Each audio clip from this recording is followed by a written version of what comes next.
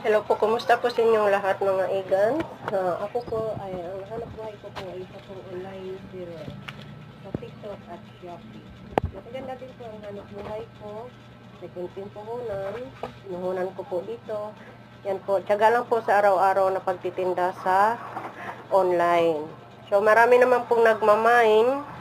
Ang nagmamain po dito, halimbawa may 5 o 6, mayroon pong sure na buyer doon o 3 o 2 lang. So, ang mga Joy miners, problema mo talaga yun kasi sila yung pinakamaraming magmamine, sabay hindi po sila mag-check out. So, ito po yung problema natin sa online.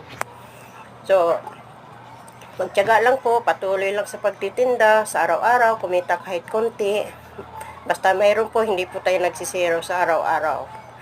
Yan lang po mga igans. Maraming salamat po at thank you po sa pag-follow po ninyo sa aking mga videos.